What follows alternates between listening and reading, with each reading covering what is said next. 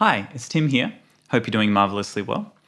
So in the past few months, I've been making YouTube videos again. And a video that I made last week was a cover of Here Ever After by the Red Hot Chili Peppers. And somehow I've tricked the copyright algorithm into thinking that it's the original song. And on one hand, this is pretty annoying because it means that the video is probably going to be taken down. But alas, when life gives you lemons, or in this case, a terribly flawed copyright algorithm. And so my lemonade is to create a comprehensive mix breakdown video of the song. I started making this video and I thought, you know what, this would be better off doing it live. And so that's what I did this morning. I woke up at 6 a.m. so that some of our wonderful subscribers on the other side of the world could be awake to watch it. And I went through the entire song from the very beginning of how I make the cover all the way to mixing and mastering the final version. Thank you so much for everyone that tuned in and asked questions. It made the whole thing really interactive, and I definitely want to do more of them. So please let me know if you liked the video, if there's anything you want me to go over in more detail. It was really difficult to go over things in detail and not make it like 4 hours long. Otherwise, keep an eye out for more of these live streams because I really hope to be able to do more of them. And with that said, I'll get straight into the video. So I have all of my tracks on the left-hand side here.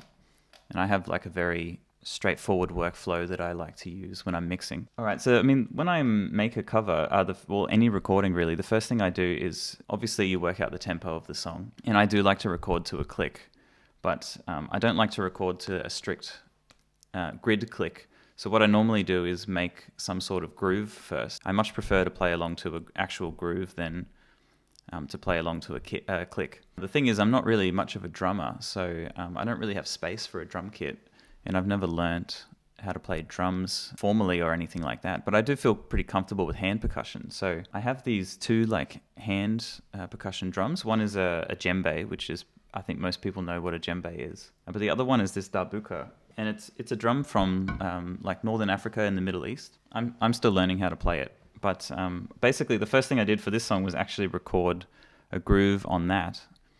And I was so happy with it that I ended up just keeping it until the final version because it kind of sounds like a high tom on a drum kit. Yeah, so I just recorded the groove for Here Ever After on the darbuka drum first. So for each section, I was basically just improvising a different groove. I'm still learning how to play this drum, but you can hit the middle of the drum and get like a bass drum hit, and you can slap the rim of the drum. So the next thing I did was do a djembe as well.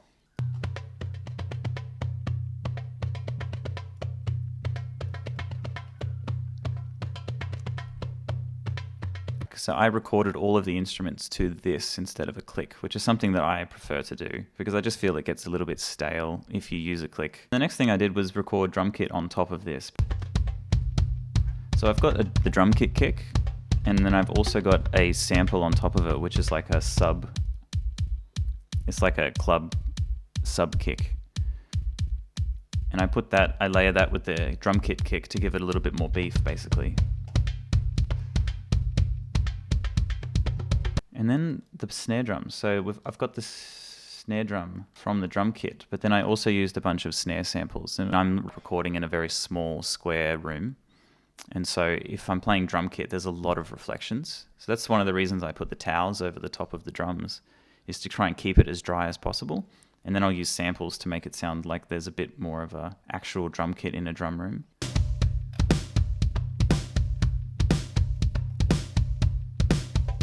And then that's basically it. To keep it interesting, I'll add some different snare samples.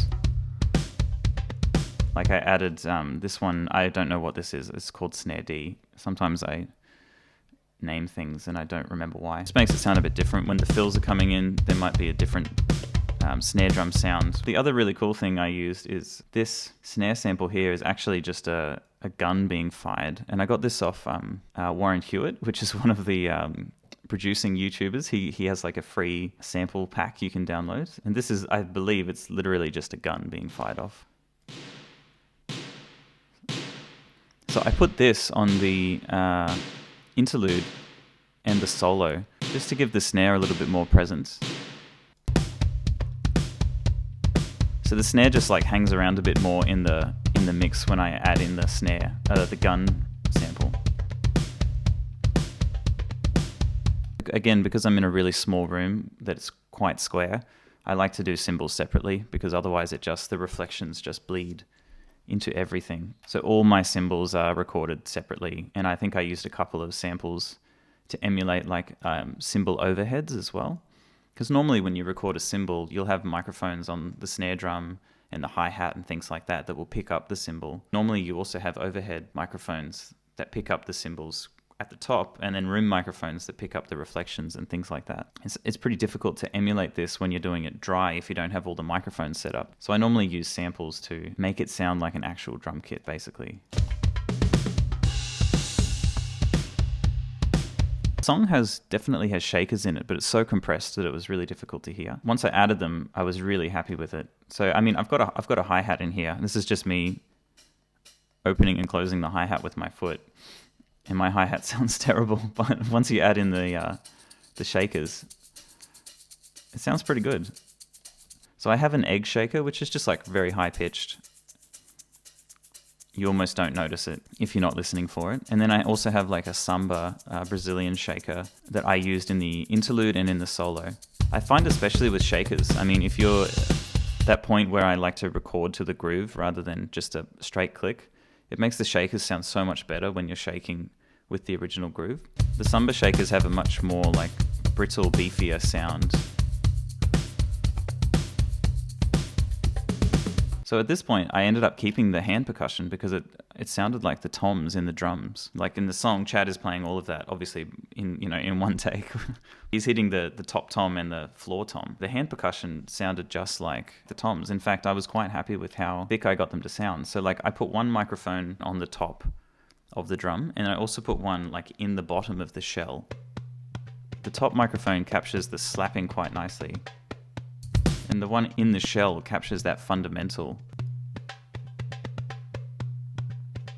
And if you get the phase inversion right, which I'll explain when I get to the bass guitar, it sounds pretty fat.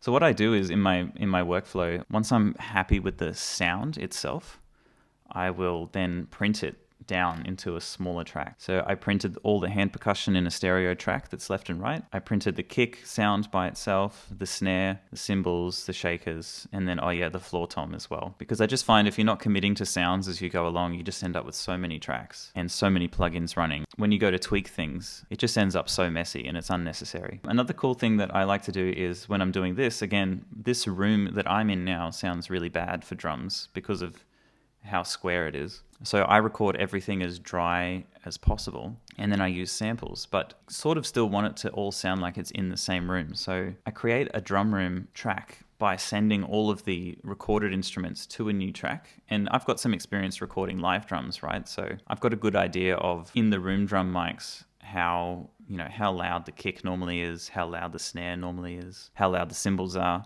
And then I send those to this track until it sounds about right, like a room microphone. And then you just add a reverb. So I really love the default Pro Tools plate reverb.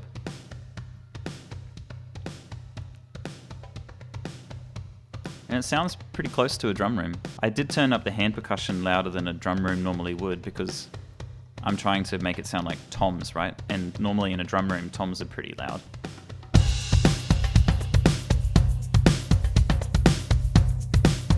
And now everything sounds like it is in the same room, or it's in the same place.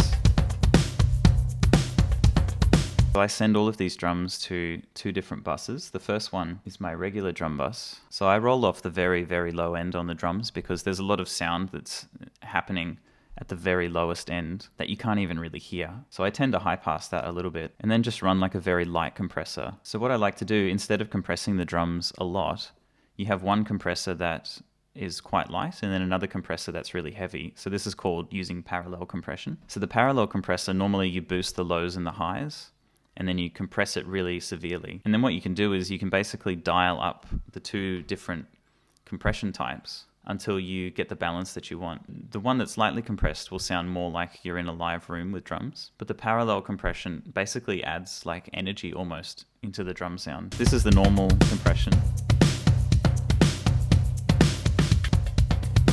And the parallel compression is way more severe. It's almost like that Tame Impala sounding drum kit stuff, right? There's a lot of other instruments happening in the mix. You can add a lot more of the parallel compression. In a song like this, there's quite a lot of like soft percussion happening. So I didn't add too much, but you can tell even just adding it in a little bit, it gives a little bit more like energy to the drums.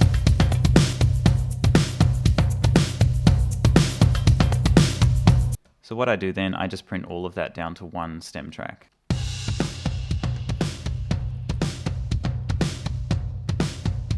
Alright, so the next thing I'll go through is going to be the bass. So I was also really happy with the bass guitar sound for this track. It's not often that I record bass with a pick. So I've got one DI going straight in, and then also a microphone on the cab. This is the DI.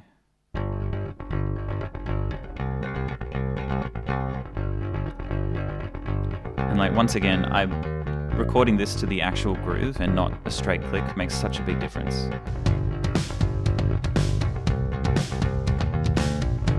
Honestly, I think the biggest thing to making this sort of stuff sound good is actually just having a good sense of groove rather than being like amazing at your instrument, for example. So that's the DI. The amplifier sounds a little bit different, the microphone.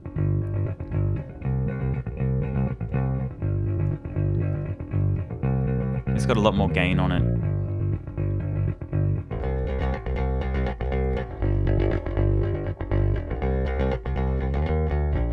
You notice that together it sounds really thin. The DI and the bass amp together sound pretty thin, and the reason is that the DI, you're getting like an instant signal into the interface, but when you're putting a microphone on a speaker, it takes time for the sound to come out of the speaker and actually hit the microphone. Because the sources, the actual audio is so similar, the phase of the two sources actually cancels each other out a bit, and you lose a lot of the low end of the bass. So what you have to do is go into, where's a good point, maybe here, and find out exactly how much extra time it takes for the sound to hit the speaker, to hit the microphone. And then in the software, I'm sure other software use this as well, you can look at exactly how many samples the difference is. So you're going to get the DI first, which is this little point here.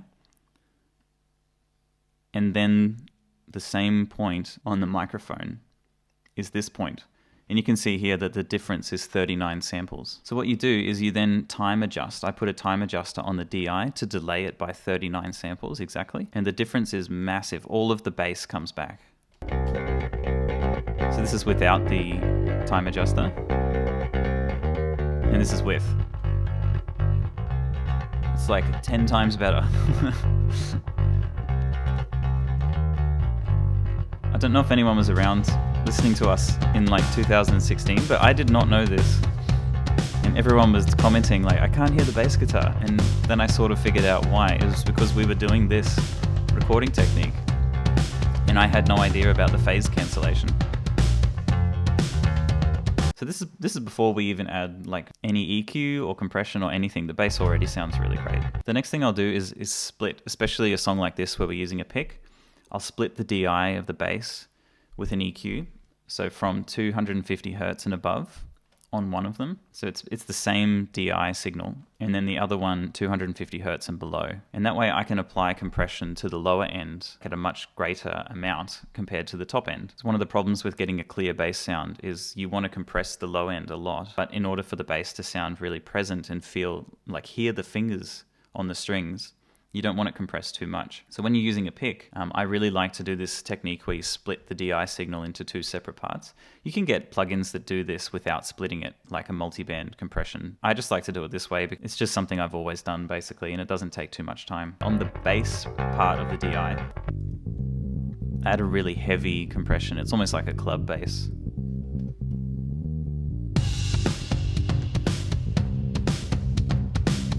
And then the top end, you can add saturation and distort it a little bit, and it's not going to make the lower end too distorted.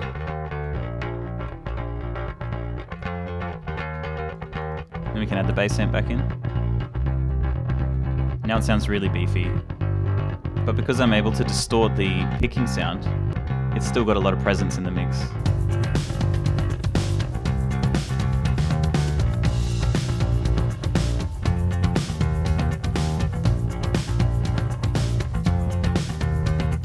Yeah, you notice that the biggest thing here is not actually like some sort of magic compression on the bass or magic EQ. The thing that makes the biggest difference is actually just getting the phase cancellation right. It took me so long to understand that, and it makes such a big difference to the way that the bass sounds. Oh, I'll also say I normally compress the bus of the bass. So you send each of these tracks, right, to a single bus where you can apply stuff to all of them. So I add like a little bit of saturation. So the saturation just warms it up.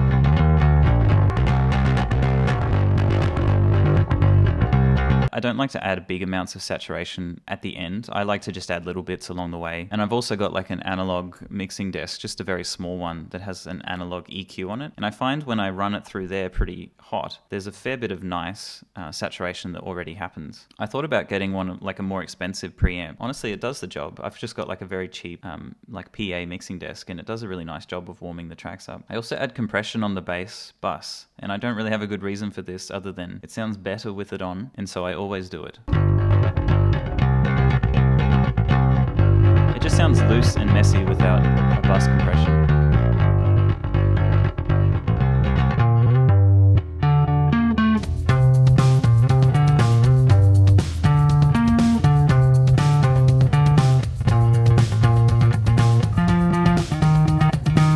I record the bass in mono, yeah. I've never tried doing it in stereo, so it's not that I prefer it or anything like that. I've just never done it. I'm not sure what the benefits are, to be honest. Most of my bass I always keep very centered, so how often do you mix isolated instruments? Oh yeah, so I used to mix isolated instruments all the time, and I just found it takes too long. So what I do now is I get the sound that I'm happy with, like the bass, I get the sound that I'm happy with and the rhythm that I'm happy with.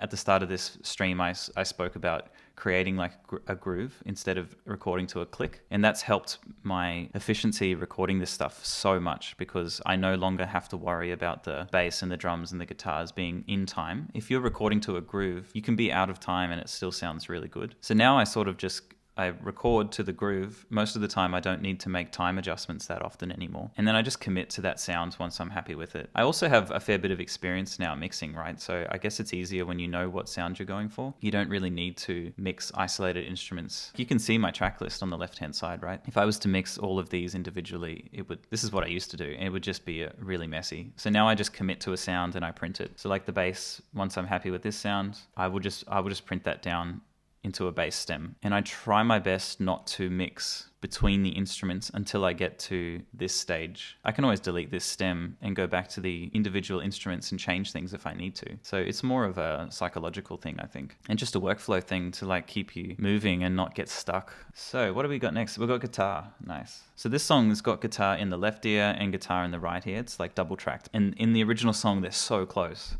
Pretty sure that's what happened, is they're two separate identical takes. It took me a while to do these because my takes, I just couldn't get like a consistent take between two different guitar parts.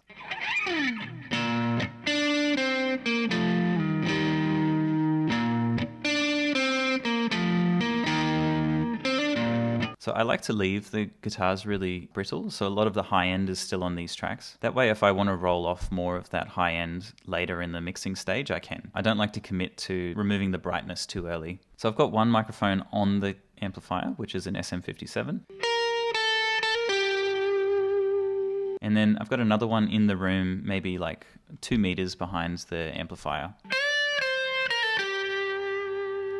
That sounds really nice by itself, to be honest. So again, you want to make sure that just like the bass guitar, you want to make sure that the phase is in line so you're not losing any of the low end. Usually if this song has a lot of guitars, I won't record with the room microphone that much because I find if you have too many room microphones on the guitars that it gets a little bit messy. But together they sound pretty good. There's enough of like the attack coming through on the close microphone and enough presence coming with the room. This part I did so many takes, and it wasn't because I played it incorrectly, it's because I couldn't get the bends on both takes to match up exactly. I got it pretty close in the end, but it's still not as close as the original track. I don't know if they used the same take and they like put it out of phase or out of time a little bit, or John just did like two incredibly identical bends within sense. Like mine, you can still hear that it's two guitars.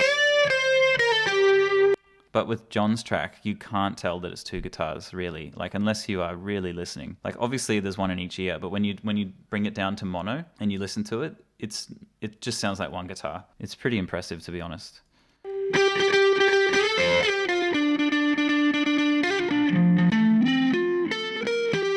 So yeah, these are still sounding a little bit brittle. So I think I rolled off a little bit of the high end on this, and I added in a little bit of 250 hertz. I think it was just not sitting beefy enough. The guitars are probably the one thing I would change if I was to do this mix again. But because I'm doing it for YouTube, obviously I just try to prioritize getting it done quickly rather than making it perfect. Both of those guitars were in mono, so I print that down to stereo tracks. So there's one take in the left ear and then one take in the right ear. And then I did a little bit of volume automation, as you can see here. The same part in the verse and the chorus. The verse has a lot more presence because John's playing the part much further down the neck. The tone is a lot sharper down there. And the chorus is played like up around near the 7th fret. It's a lot more of a mellow sound. So even though the volume was the same, the sound in the mix of the guitars was like here in the verse and like here in the chorus. So I ended up having to do some volume automation to turn it up in the chorus and turn it down in the verse.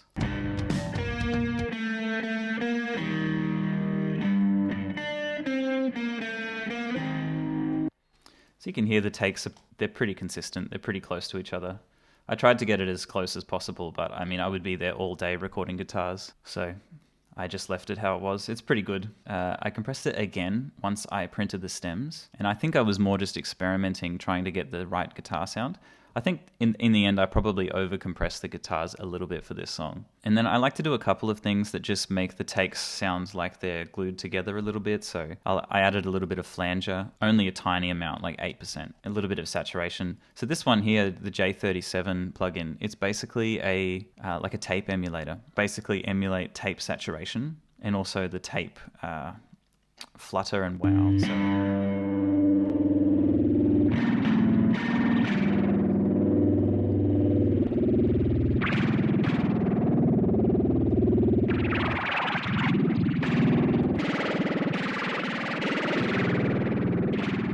I haven't figured out a way to use that yet, but I love the way that it sounds. But I normally add a little bit in because when you start adding just tiny amounts of effects, like a little bit of flanger, a little bit of chorus, a little bit of saturation and tape wow, it just sort of glues all of the tracks together and makes them seem like they're part of the same thing, right?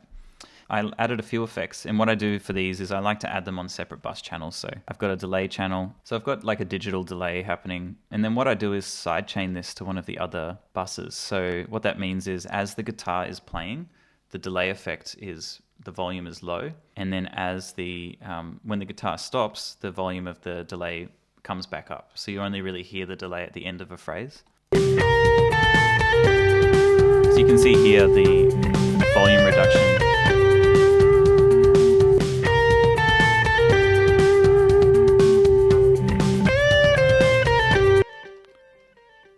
So when it stops, the delay comes back.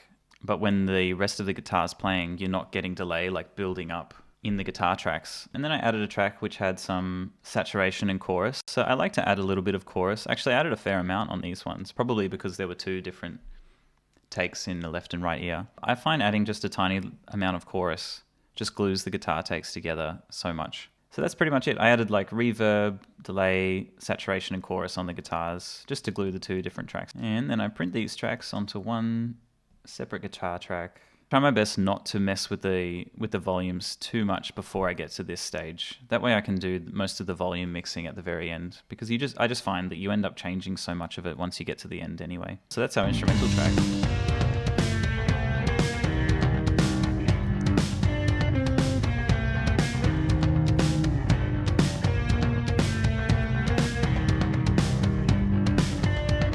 I'm so glad I kept the darbuka hand percussion in there.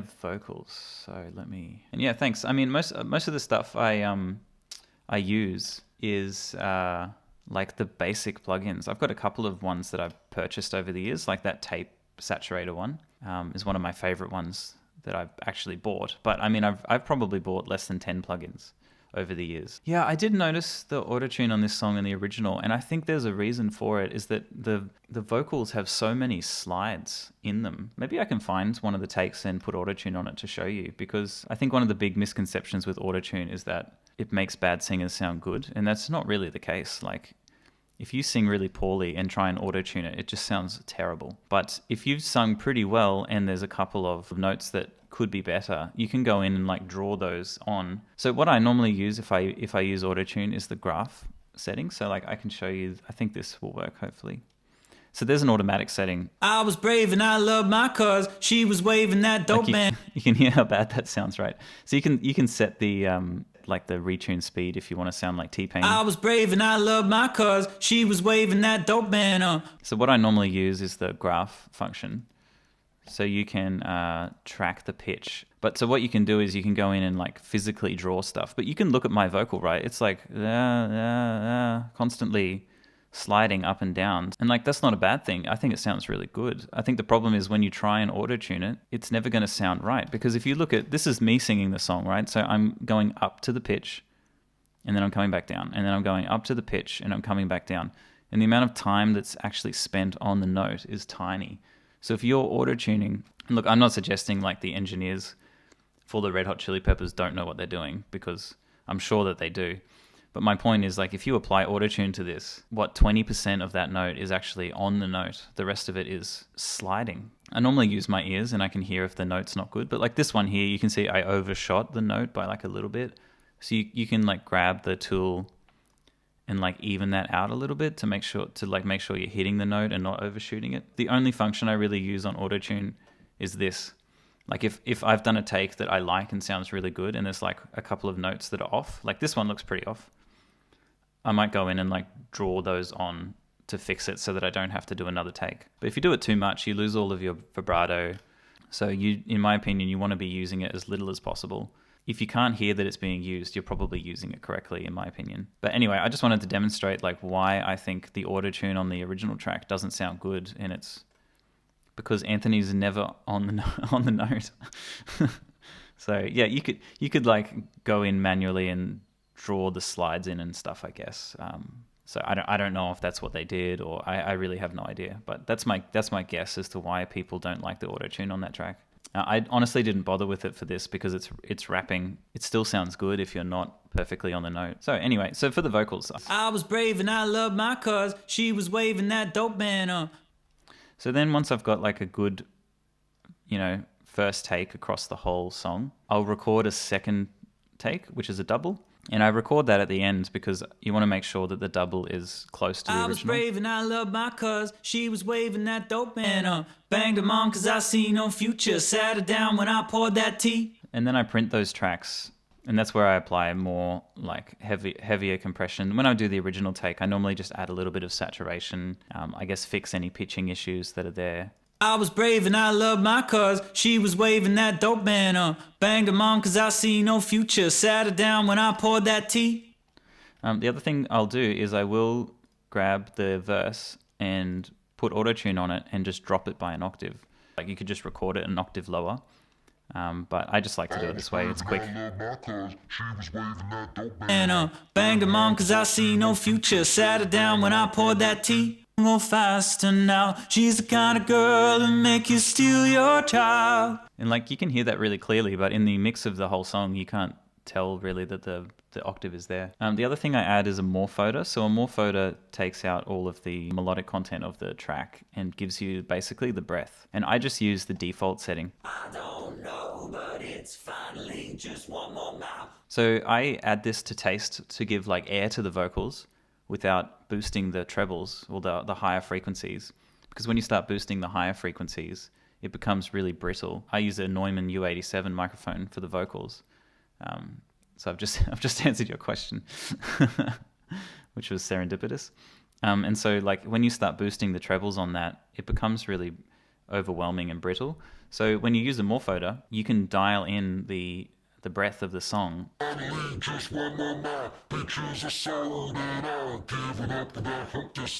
So they sound pretty funny by themselves, but when you add in the actual vocal, it's not too bad. I don't know, but it's finally just one more mile. Peaches are sold and all, giving up with that Humpty style. So you can, when you isolate it, you can sort of hear the morphoder on top, but you can't notice it when you're listening to the entire track. The other thing is, for the choruses, I wanted a bit more of a stereo double effect, so I added another couple of takes. And with these ones, I normally sing with a lot more breath than usual. And then for all of the doubles and the backing vocals, I'll like roll off the high end so that they're not getting in the way of the presence of the lead vocal. And I added a chorus as well, I thought it sounded cool. She's the kind of girl that make you wanna go faster now. She's the kind of girl that make you steal your child. She's the kind of girl, she's in the here ever after now. There's a cry for help and I don't deny. She's the kind of girl that make you steal your child. She's the kind of girl, she's in the here ever after now. There's a cry for help and I don't deny. One other thing I'll add to the lead vocal is that same parallel compression, just to add like some excitement to it and dial that in if needed. Where my be, can I give it up for that drugstore nose? So that's just the standard plate reverb in Pro Tools, which I love. It's like my favorite reverb ever. I've got a couple of others that I bought or like obtained over the years. And then I'll add a slapback. So in the old school music studios, they had like slapback, like physical slapback echo things that would create this effect. So you can just use it basically with a delay. So I run like a 45 millisecond delay in the left ear and a 65 millisecond in the right ear. And it gives you like a slapback reflection basically. Can I live it up to that liquor store clothes? In the laundry queen ballistic, mangy face with a messed up lipstick. And you just add little amounts of this stuff. But I kept it pretty dry. Like I didn't add too much. I didn't add too much delay or reverb onto the track at the end. The original song is much drier than even mine. And that's probably because of the microphone that Anthony uses, which is an SM7. It's got less frequency response at the high end compared to the condenser that I use. She's the kind of girl, she's in the here ever after now. There's a cry for help and I don't deny. Well, the other thing I did was I printed the delay effect. I just used the J37. I use this for everything, but you can use like a feedback and then you can dial up the delay. So what I did was I recorded a take of this where I manually dialed up the tape delay, and then I printed that.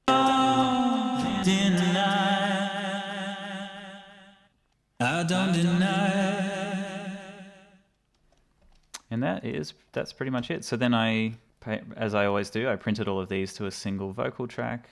Don't deny. I don't know, but it's finally just one more mile. Peaches You can hear all of the doubles and the all, octave and giving up stuff with that Humpty style. when it's isolated, but once you put it in the actual mix, they all disappear. All, giving up with that Humpty style.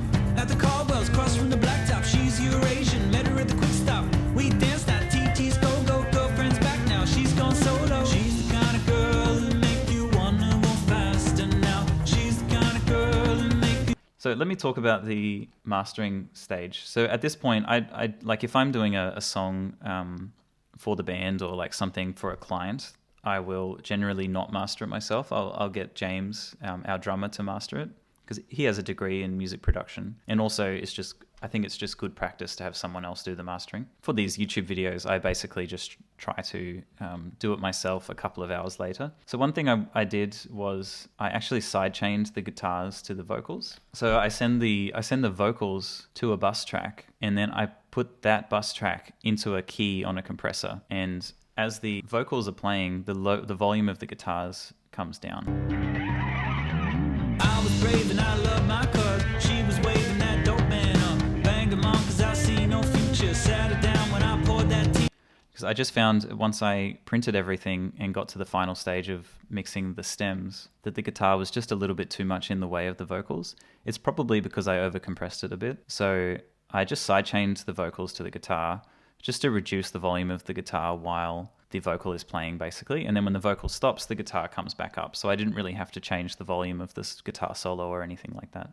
I don't know, cause I got big temper. Stick close to my rainbow side. Candy corn and that dancing leopard. That's all, folks. That's all. Oh yeah, I forgot to talk about that. I definitely sidechain the kick for the bass in this song. Yep.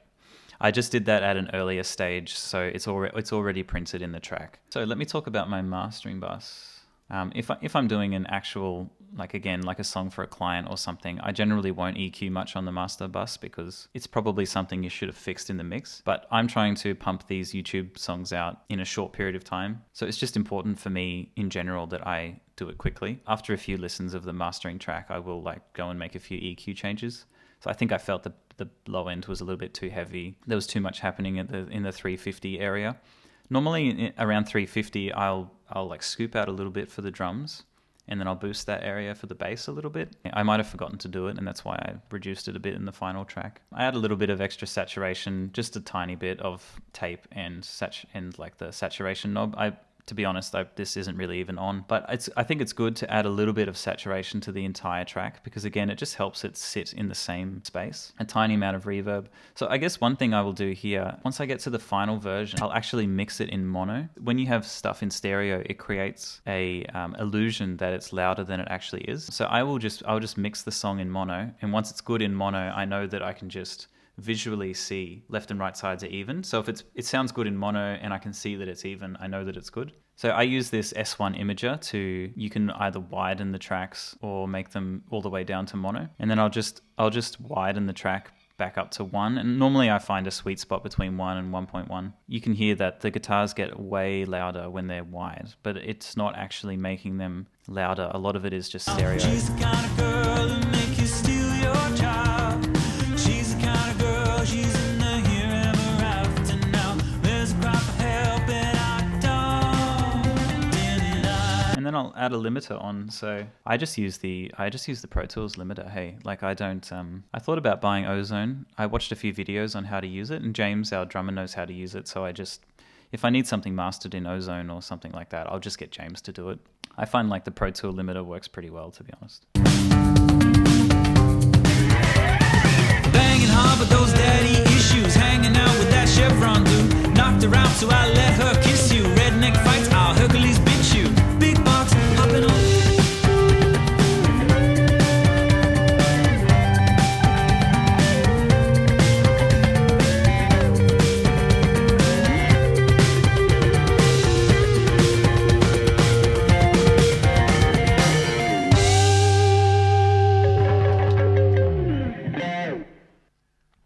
That's pretty much it, guys, with the mix. I'm happy to show you anything else if you have anything specific. Thanks for tuning in, though. I wanted to make a video on this, and I sort of thought if I'm going to just make it in one take, I may as well just stream it. That way, if anyone wants to listen in, they can. Thanks very much, guys. Yeah, it is early, but it's not too bad. It's the weekend over here, so I'm just glad to do it at a time when people are actually awake on the other side of the world.